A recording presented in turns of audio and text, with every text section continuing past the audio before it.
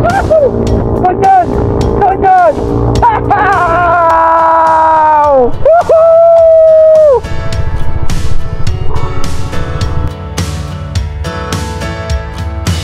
Kamusta mga sir? It's the day 3 of our adventure trip sa Norte. At ngayong araw ay samahan niyo ako sa isang epic na naman na biyahe. Magsisimula tayo dito sa historic na lungsod ng Vigan, kung saan magpo-food trip ulit tayo ng mga sikat nilang mga pagkain. Mula rito, aakyatin natin ang blazing mountains of God. Mga kalyeng matarik, tanawing nakakasilaw at adventure na pang legend.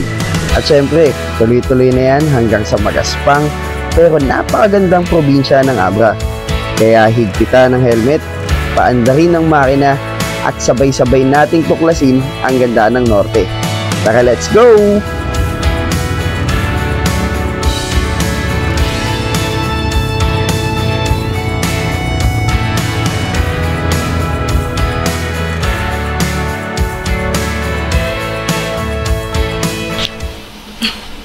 Day 3 from Vigan, diretso kami sa Blazing Mountains of God sa Ilocos Norte.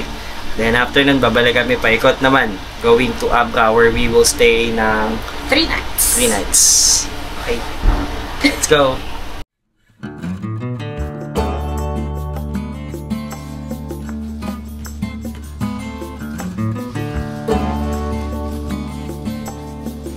Indoor breakfast. Grabe init sa labas. Anyway, nakalabas na kami this morning at namili na kami ng inaabangan namin dito talaga tayo. Ito talaga yung pinunta namin bukod sa Cali Quezon.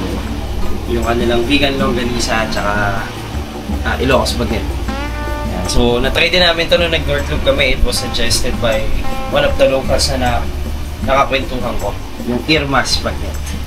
Tapos sasama mo ng sukang pang malakasan nila.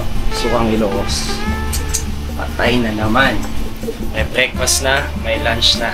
Sana, umabot. Dyan. May baon na rin. Kain tayo.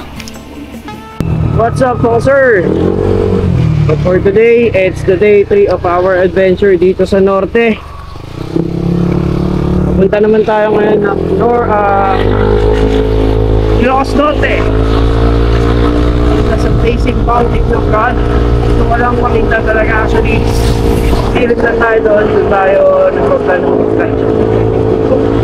Tapos bababa din tayo pabalik naman sa Benguet Abra where we will spend our 3 days and 2 nights at Bedford.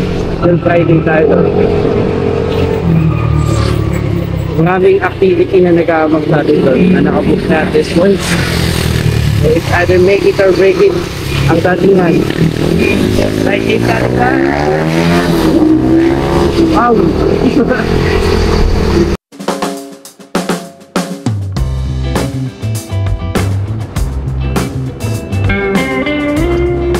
Solid dito. Ito yung siguro old ruins ng kanilang simbahan dito yan sa bayan ng Santo Domingo sa Ilocos Sur. Ganda. Tapos ito yung kanilang kampanaryo. Share ko lang. Tara, yain na ulit.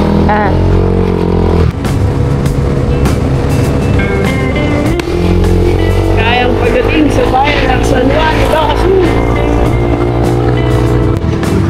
Kabugao, Central Park. So Kabugao, Ilocos Sur na tayo mga sir. Meron pa tayong 95 kilometers according to Google Maps. Nabagayan sa ating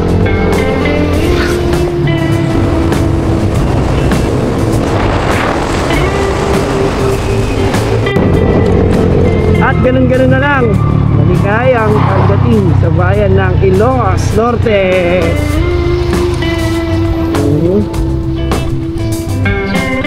Nagbabalik. Haha.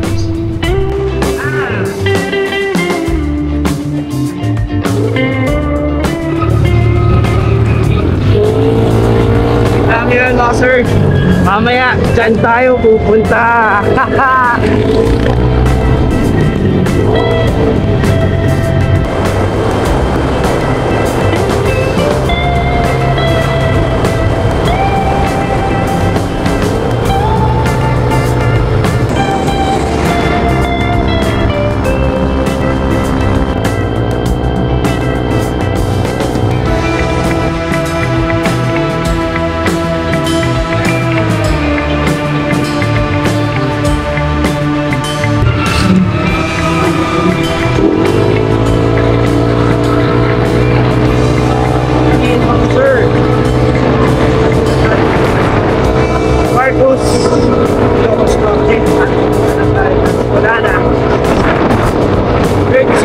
Ito lang. Our location is facing Fountains of God. Kaya siguro na doon tayo sa mga bundok na yun.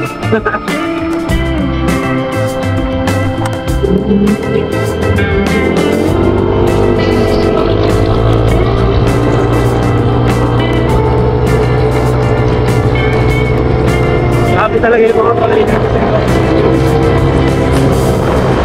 Lalo na yung mga 60s or 70s ko na yun.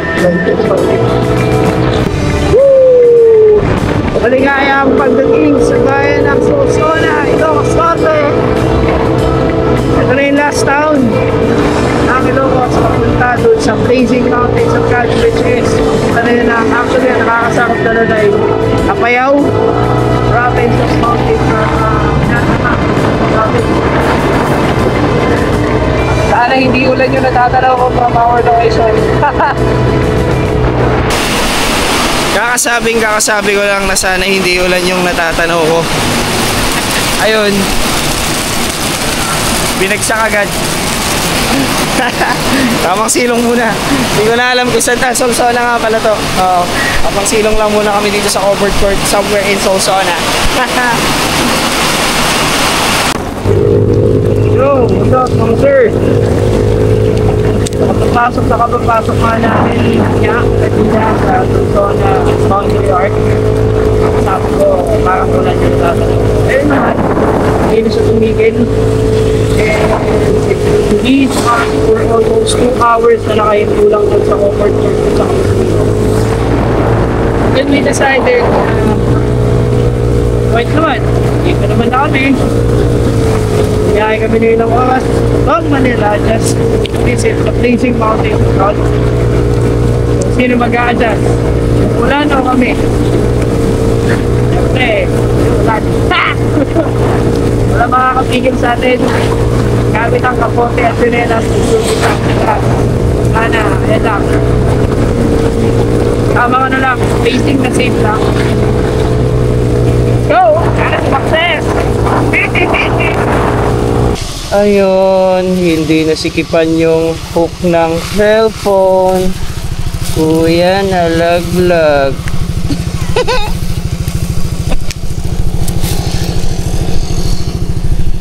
Ay, may tape.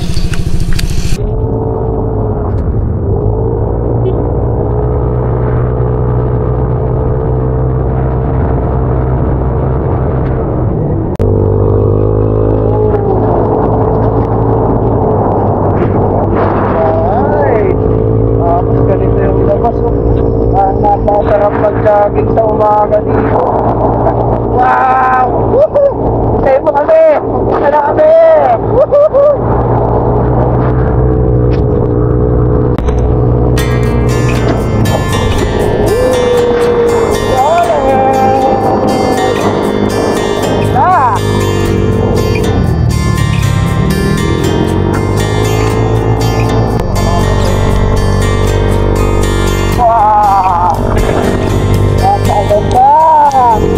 Bukat pa lang yan. Grabe. Anyway, bukat pa nga lang talaga dahil dapat tayo hahantarin natin. Grabe. Ang isaw manok ng Solsona, Ilocos Norte. Tata. Tata. Tata. Tata.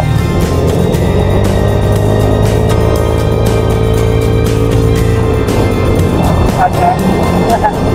Parang work.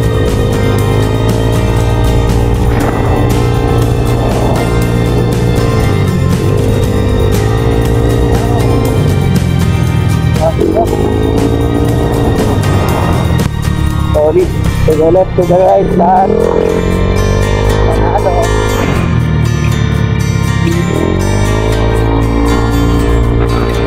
Kapatid dito, wala tayo nakakasatulong. Walang tao, walang bahay, wala rin yatang lumadan.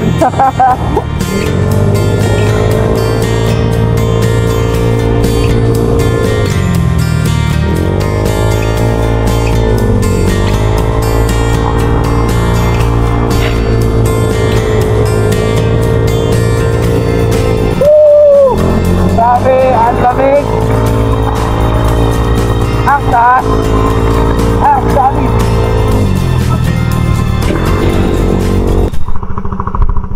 Well, napakasulit. Napakasolid. Hindi ulap, literal. Para ka nasa alapaa po. Ano sabi mo? Nice man. Okay. So, yung biyahe. 13 kilometers pa. 13 kilometers na salungahin. 13 kilometers na palamig, takot na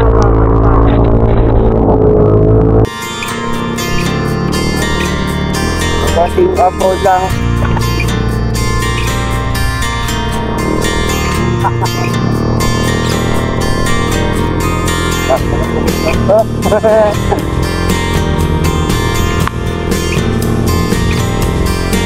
Dahan-dahan lang, dahan-dahan lang, dahan-dahan lang. Ang kalabing!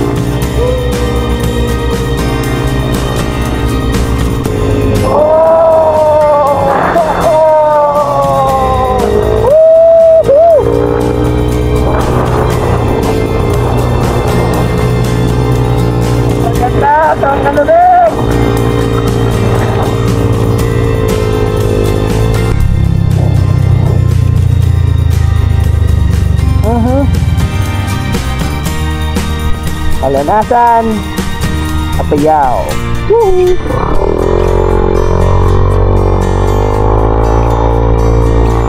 Actually, yung pupuntahan talaga natin hindi na sa Sakop na Ilocos Norte. Yung highway lang na nagdurito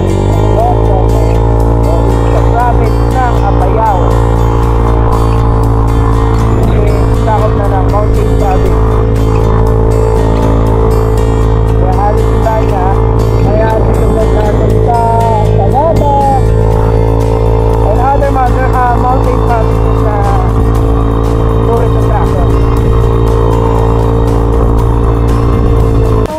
Tingnan mo naman grabe, solid na bundok. Kaya lang medyo may konting landslide na napapansin ko. Tapos yung kabilang kalsada, tanaw mo lang direct.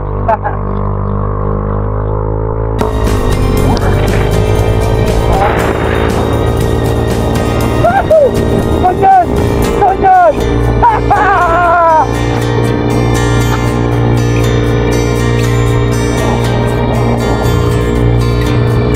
Ate, parang natin magpasa ka, magandito ka. Parang mo natin dito.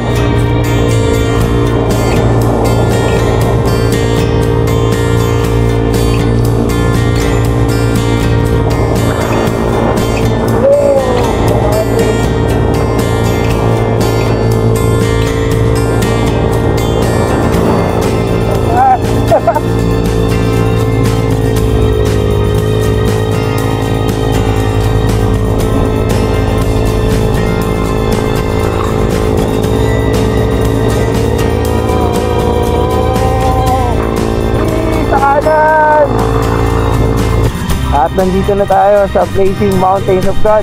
Dito yan sa Mount Kilangpa, Barangay Butao, Municipality of Calanasan, Apayao. Okay, punta tayo dun sa spot na tinatambayan kadalasan ng mga nagmumotor. Meron tong beauty kaya ang alam ko.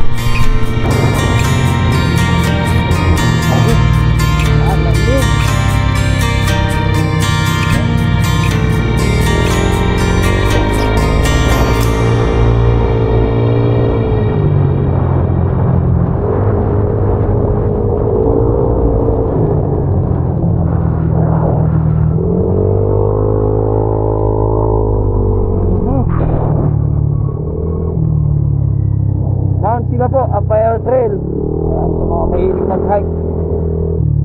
Wow! Huli ka! Pakita ko na ang lamesa!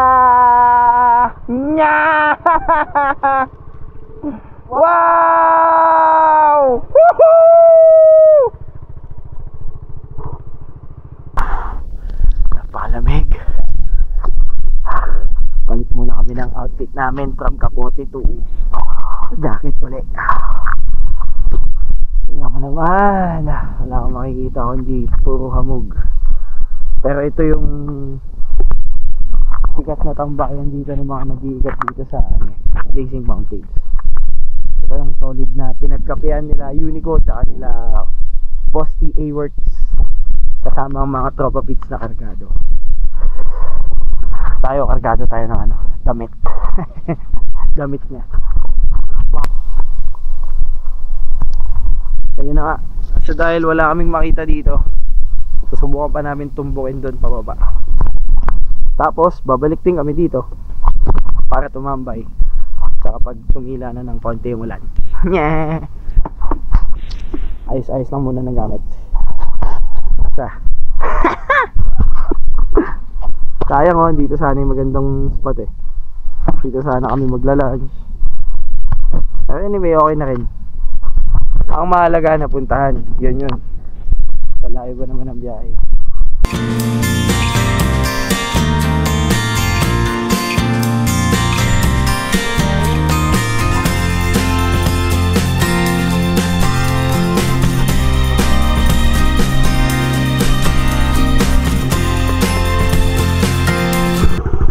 Alright mga sir, subukan namin tumbukin yung baba pa nitong Apayao Sulsono Road.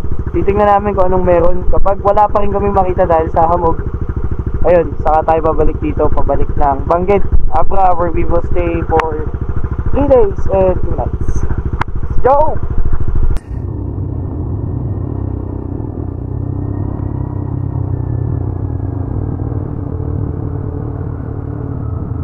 Sobrang fog, kulang sa oras, and gusto ko sanang ikutin pa yung kahabaan nito, pero gagabihin kami pabalik ng Bangged, Abra. Kaya siguro merong rason, so babalik tayo dito siguro December, pag-iipunan din natin. Mag-mountain province loop naman tayo. Ito yung mga isasabay nating destination. Pabalik tayo dito. So paano ba yan? Balik tayo sa Gaspulan, pabalik naman tayo ng Abra. Let's go! Grabe yung 4:35 dito. Halos parang mag-aalas 6 na sa sobrang dilim at hindi ng hamog. Halos zero visibility. Tingnan nyo yung kalsado.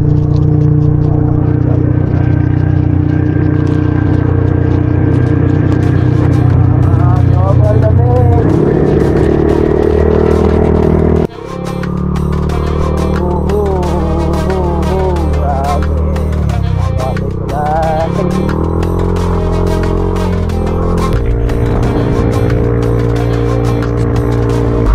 Ganun na nga lang, kanina papunta kami, wala kami nadaanan landslide, pero dahil sa tindi ng ulan, sung malakas, and dahil din sa road condition dito, ayun nga, nasa bundok tayo. On the way pabalik sa Sulsona, papunta ng Abra sa Benguet. Ito, may stranded tayo ng mga ilang oras or minuto siguro, depende kung kailan or kung gaano nila kabilis mag-clear itong landslide na nangyari. Duma kami kanina, wala pa yan.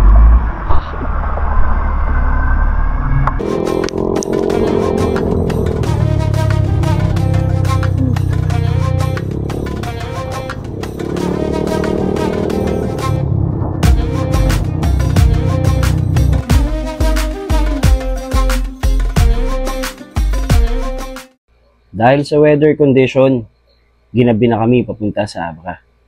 Well, according to Google Maps, merong dalawang ruta na pwede naming daanan.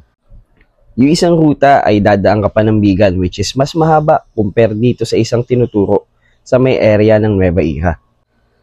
At para makatipid sa oras, we decided na dito na dumaan sa may kabundukan ng Ilocos Norte patagos ng Danglas, Abra. At this point ay wala pa ring tigil yung ulan simula sa may Blazing Mountain. Pero tinuloy pa rin namin ang biyahe. Ang hindi namin na-expect, yung road condition na naghihintay sa amin sa may kalagitnaan ng kabundukan dito sa may Ilocos Norte papunta sa Abra. Racket pa lang daw kasi.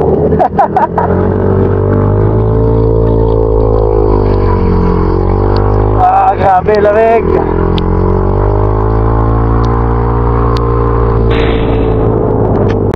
Padaan, anak ng baka,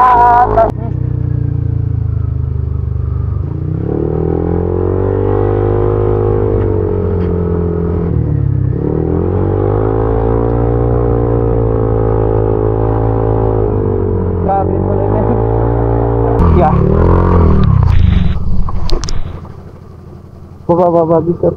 Sorry.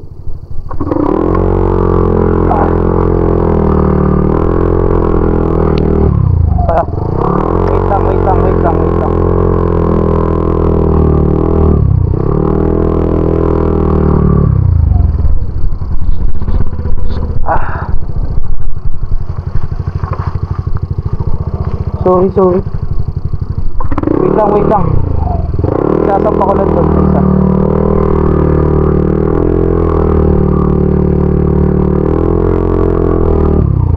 Ano yan?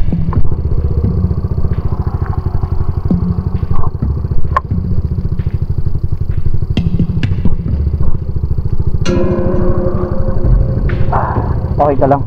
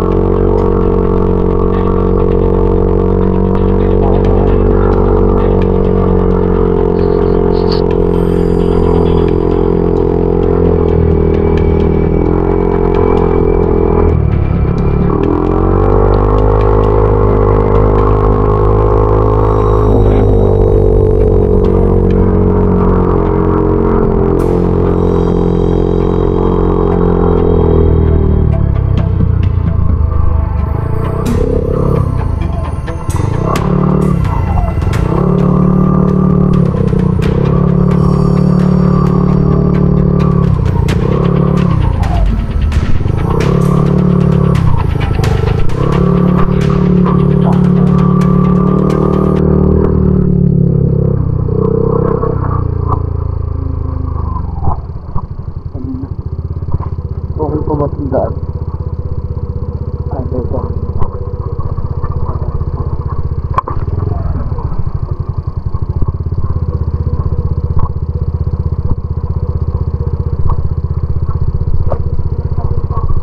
Ha? Saan?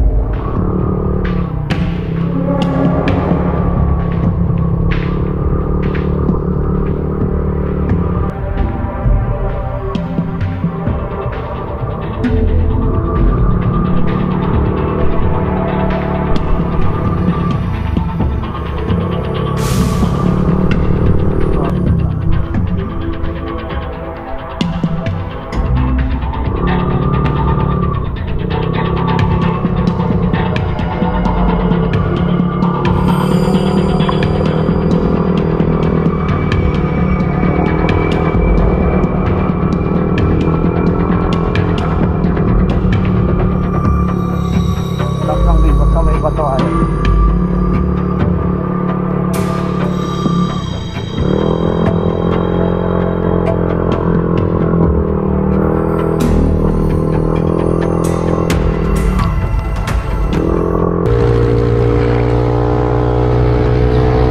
Kaya ang pagdating sa Bangki Abra! Woo! Bakit? Masaya, parang hindi kinabahan. Sabi, pinagdaanan na papunta natin dito galing sa Ilocos Norte. Kung hindi namin uulitin sa matagal-tagal na panahon.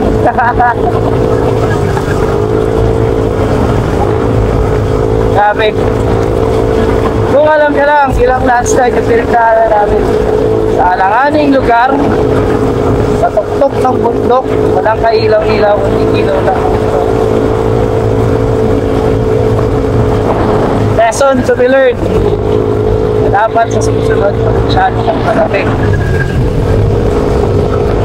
Ay, nako. Anyway, thank God, nakarating tayo ng safe. Konting pahinga lang, tapos dinner. Touchdown, Abra. So, kakarating lang namin dito sa aming tutuluyan for 3 days and 2 nights. Dito yan sa Abrasi Homestay. Makita ko lang yung inabot ng aming pantalon. Medyas na kulay choco. Yung shoes, malinis na nga yan eh. Kasi nilusong ko rin sa tubig na kulay putik. At ayun. Ibig-ibig ko na kanina ibalik yung motor sa ano. Sa Luzon na. Ang problema, alanganing lugar. Ayun ang problema. Yung mga tipong no turning back. Ayun. Konting wash up lang, pahinga saglit. And dinner tayo, then pahinga na. On the way, sa pinaka-poblasyon nila, doon kami hahanap ng food tripin for dinner. Dahil hindi kami nakapag-lunch. Tapos konting pang chill. Go.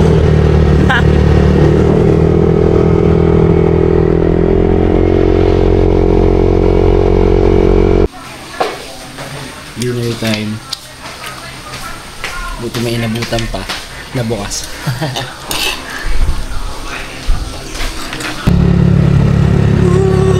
Sobra lamig. Hindi ko na-expect ganito kalamig dito sa Abra. Dry fit pa, tapos walang jacket. Ayos.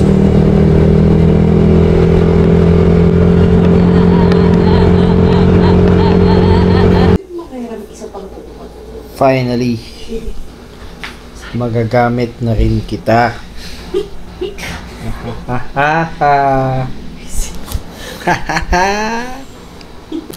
So, tulugan time na. Tapos na ang ating chill time. Pahinga naman para bukas sa ating activity. Dito sa Abra, we will have water tubing. So yun. Ciao! See you tomorrow. See you sa day 4 of our